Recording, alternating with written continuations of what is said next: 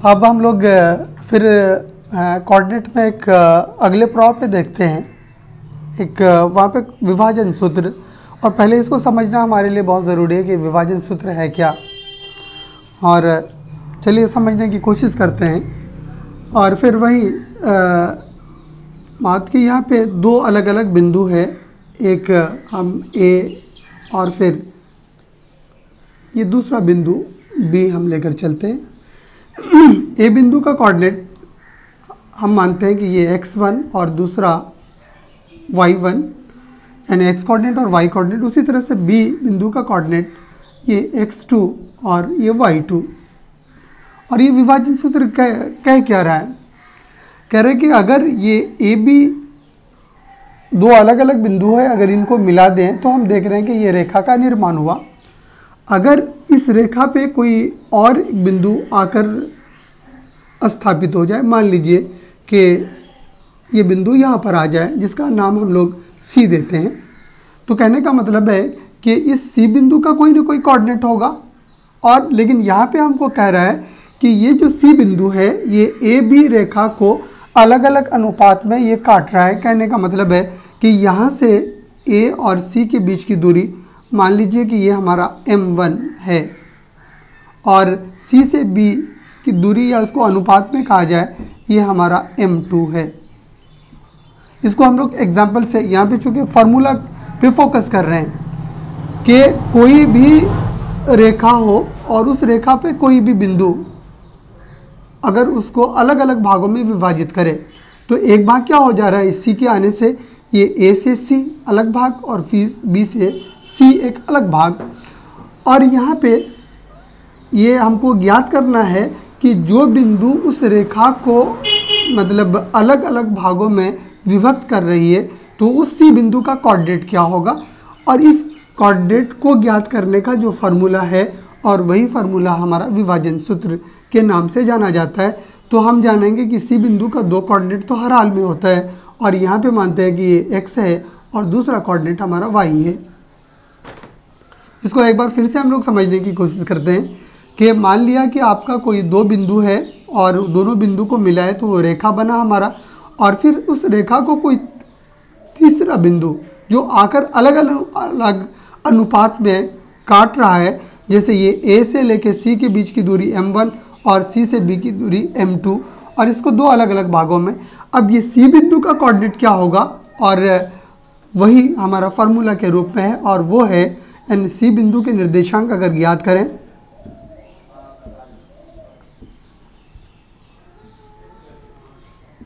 के निर्देशांक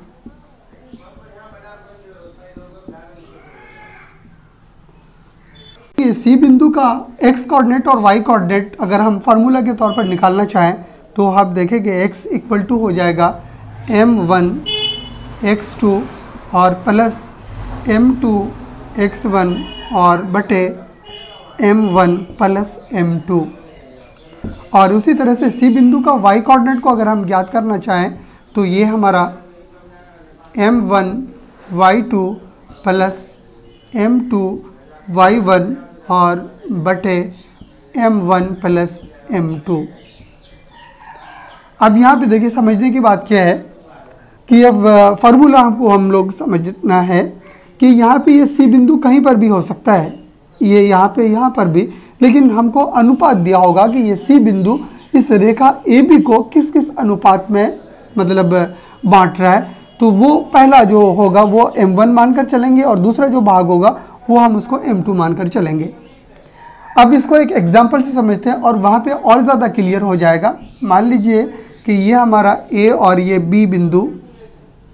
और इसका कोऑर्डिनेट यहाँ पे मान लेते हैं हम लोग 3 और 5 है, और ये b बिंदु जिसका कोऑर्डिनेट हमारा 4 और 7 है। और कह रहे हैं कि इस ए बी को एक बिंदु C है जो अलग अलग अनुपात में, और यहाँ से मानते हैं कि ये हमारा 3 भाग है और ये भाग हमारा 1 भाग। ये अनुपात कुछ भी हो सकता है, 2 1 4 5 5 1 कुछ भी हो सकता है। और यहाँ से इसको रिलेट करके देखते हैं कि ये कैसे हम इसको लेकर आगे बढ़ें। और इसका मतलब है सी बिंदु का हमको निर्देशांक याद करना है, और दो निर्देशांक तो होगा ही उसका, एक x और दूसरा y, और लिखेंगे कि सी बिंदु का निर्देशांक, तो x फार्मूला क्या है यहाँ पे देखिए m1 x2, उस फार्मूला को देखिए, और हम क्या कह रहे हैं कि ये सी बिंदु उस रेखा को पहला जो भाग है वो क्या भाग है हमारा 3, तो यहाँ पे m1, यहाँ आप देखिए m1, और ये भाग हमारा m1 की जगह पे क्या है 3 है, तो m1 की जगह पे आप लिखें 3, ये 3 हो गया आपका, और फिर फार्मूला x2, तो इसका मतलब है कि दूसरा बिंदु वो उसका कोऑर्डिनेट x2 और y2, तो 3 × 4 और फिर प्लस m2, और m2 आपका 1 और इंटू x1, और x1 आपका क्या है ये 3, और फिर ये अनुपात m1 प्लस m2, ये आपका 3 और ये प्लस 1, आप इसको सॉल्व कर दें। और यहाँ भी घबराने की ज़रूरत नहीं है, अगर कोऑर्डिनेट में आपका माइनस टर्म रहे तो ब्रैकेट के साथ माइनस के टर्म को लिखेंगे और फिर उसको आगे सॉल्व करेंगे। 4 × 12 और प्लस 3 कहीं 3 और फिर 3 और 1 4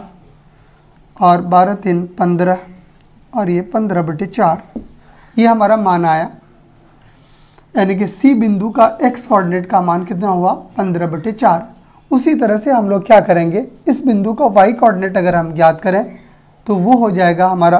formula m1 y2 plus m2 y1 बटे m1 प्लस m2, और फिर यहाँ पे m1 ये 3,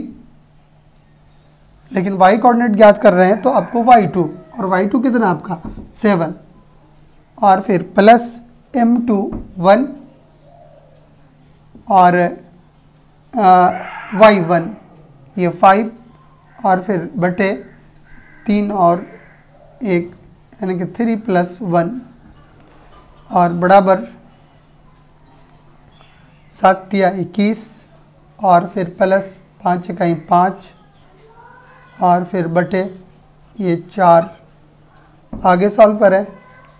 और 21 और 5 26 और 26 बटे ये आपका 4, और यहाँ पे अगर कट सकता है 2 दूनी 4, 2 कहीं 2 × 6, और हम देखते हैं y का मान हमारा निकल कर आया 13/2। तो इस ढंग से हम इस फार्मूला को मतलब यूज़ करके मतलब जो हमको बिंदु का कोऑर्डिनेट ज्ञात करना है वो हम ज्ञात कर सकते हैं। अब यहाँ पे एक चीज़ ध्यान रखने की बात है कि किसी भी रेखा को अगर कोई बिंदु उसके अंदर मतलब अलग अलग भागों में विभाजित करेगा, अंतर विभाजित कहेंगे इसको, हो सकता है कि अगर ये रेखा है और कोई रेखा यहाँ पे आके इसको बाहरी अगर विभाजित करे तो वो फिर अनुपात अलग अलग हो जाएगा। लेकिन यहाँ पे जो फोकस हम कर रहे हैं इस फार्मूला में कि किसी रेखा को कोई बिंदु मतलब उसके अंदर आकर मतलब दो अलग अलग भागों में विभाजित कर रही है, उसके बाद उसका क्या कोऑर्डिनेट होगा उस पर ये हमारा फार्मूला है। अब यहाँ पे देखिए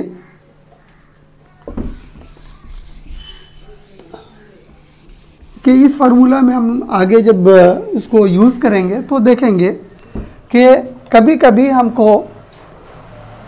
ये सारा डाटा दिया हुआ रहेगा, ए बी का अलग अलग कोऑर्डिनेट, और फिर सी बिंदु का यहाँ पे हमको कोऑर्डिनेट का भी मान दिया हुआ रहे,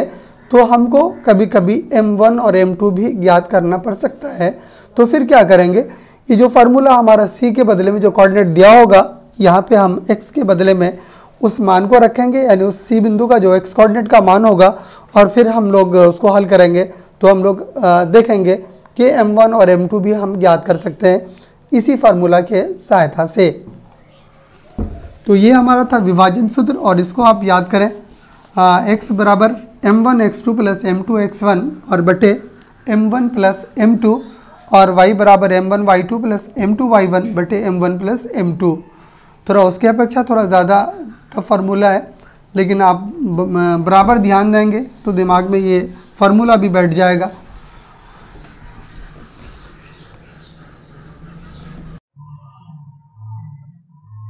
अब हम लोग फिर कोऑर्डिनेट में एक अगले प्रॉब पे देखते हैं,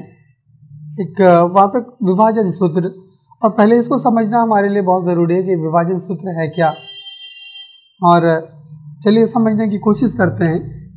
और फिर वही बात की यहाँ पे दो अलग अलग बिंदु है, एक हम ए और फिर ये दूसरा बिंदु बी हम लेकर चलते हैं। ए बिंदु का कोऑर्डिनेट हम मानते हैं कि ये x1 और दूसरा y1, यानी x कोऑर्डिनेट और y कोऑर्डिनेट। उसी तरह से बी बिंदु का कोऑर्डिनेट ये x2 और ये y2। और ये विभाजन सूत्र कह क्या रहा है? कह रहे कि अगर ये ए बी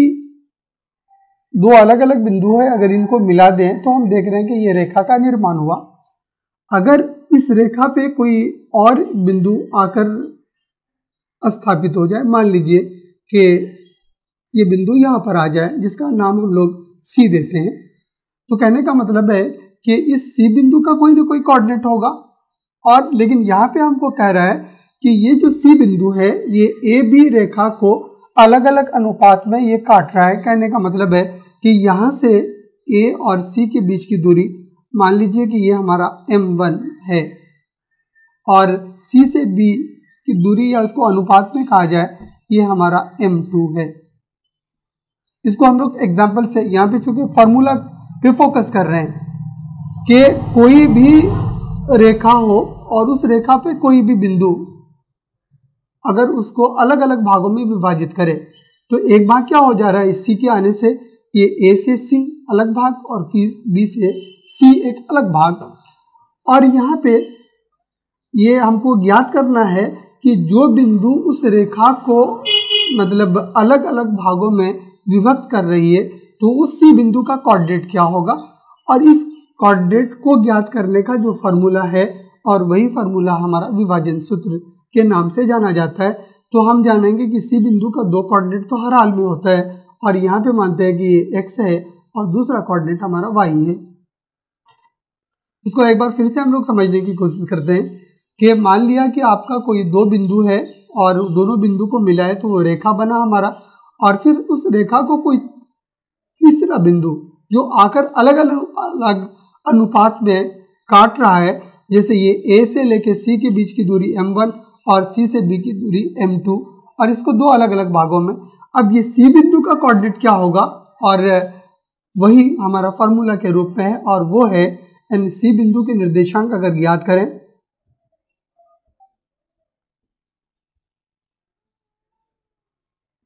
के निर्देशांक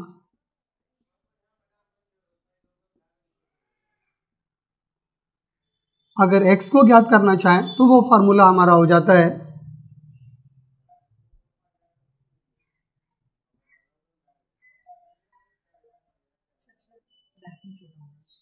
कि सी बिंदु का x कोऑर्डिनेट और y कोऑर्डिनेट अगर हम फार्मूला के तौर पर निकालना चाहें तो आप देखेंगे x इक्वल टू हो जाएगा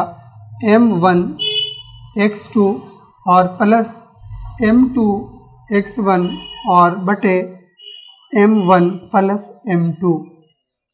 और उसी तरह से सी बिंदु का y कोऑर्डिनेट को अगर हम ज्ञात करना चाहें तो ये हमारा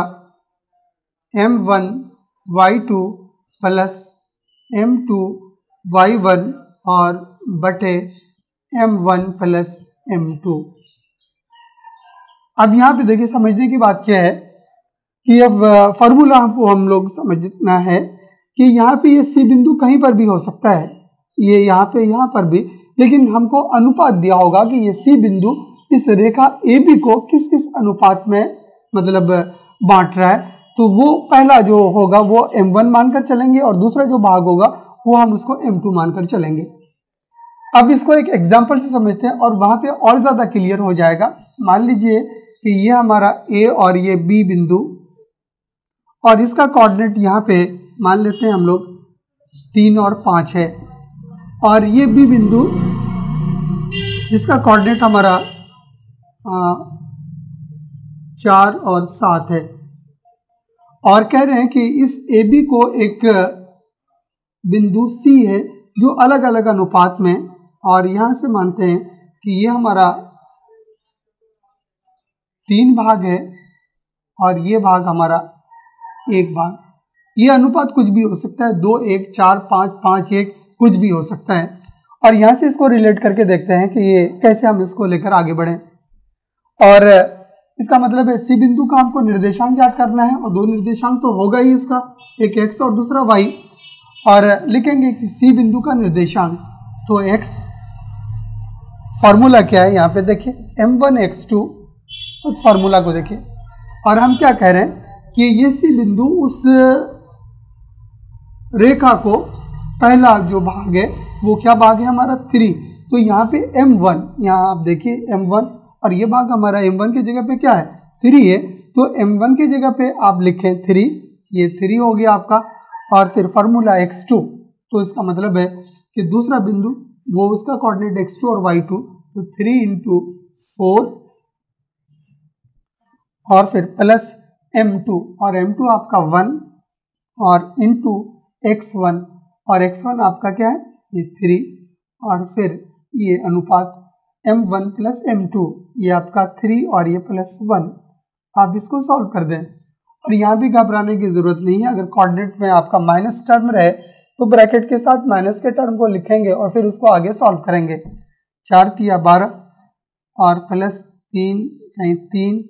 और फिर 3 और 1 4, और 12 × 3 15, और ये 15/4, ये हमारा मान आया। यानी कि C बिंदु का x कोऑर्डिनेट का मान कितना हुआ 15/4। उसी तरह से हम लोग क्या करेंगे, इस बिंदु का y कोऑर्डिनेट अगर हम ज्ञात करें तो वो हो जाएगा हमारा formula m1 y2 plus m2 y1 बटे m1 प्लस m2, और फिर यहाँ पे m1 ये 3, लेकिन y कोऑर्डिनेट ज्ञात कर रहे हैं तो आपको y2, और y2 कितना आपका 7, और फिर प्लस m2 1 और y1 ये 5, और फिर बटे 3 और 1 यानी कि 3 + 1, और बराबर 7 × 21, और फिर प्लस 5 × 5, और फिर बटे ये 4। आगे सॉल्व करें, और 21 और 5 26, और 26 बटे ये आपका 4, और यहाँ पे अगर कट सकता है 2 दूनी 4, 2 कहीं 2 × 6, और हम देखते हैं y का मान हमारा निकल कर आया 13/2। तो इस ढंग से हम इस फार्मूला को मतलब यूज करके मतलब जो हमको बिंदु का कोऑर्डिनेट ज्ञात करना है वो हम ज्ञात कर सकते हैं। अब यहाँ पे एक चीज ध्यान रखने की बात है कि किसी भी रेखा को अगर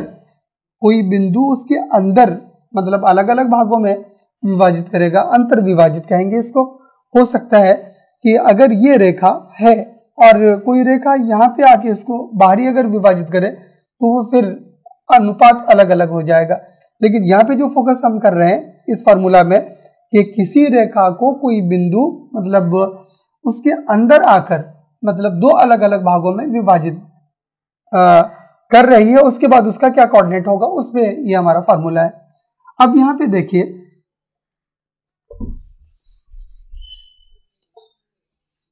कि इस फार्मूला में हम आगे जब इसको यूज करेंगे तो देखेंगे कि कभी कभी हमको ये सारा डाटा दिया हुआ रहेगा, ए बी का अलग अलग कोऑर्डिनेट, और फिर सी बिंदु का यहाँ पे हमको कोऑर्डिनेट का भी मान दिया हुआ रहे, तो हमको कभी कभी m1 और m2 भी ज्ञात करना पड़ सकता है। तो फिर क्या करेंगे, ये जो फार्मूला हमारा c के बदले में जो कोऑर्डिनेट दिया होगा यहाँ पे हम x के बदले में उस मान को रखेंगे, यानी उस c बिंदु का जो x कोऑर्डिनेट का मान होगा, और फिर हम लोग उसको हल करेंगे तो हम लोग देखेंगे कि m1 और m2 भी हम ज्ञात कर सकते हैं इसी फार्मूला के सहायता से। तो ये हमारा था विभाजन सूत्र, और इसको आप याद करें x बराबर m1 x2 plus m2 x1 और बटे m1 प्लस m2, और y बराबर m1 y2 plus m2 y1 बटे m1 प्लस m2। थोड़ा उसकी अपेक्षा थोड़ा ज़्यादा फार्मूला है, लेकिन आप बराबर ध्यान देंगे तो दिमाग में ये फार्मूला भी बैठ जाएगा।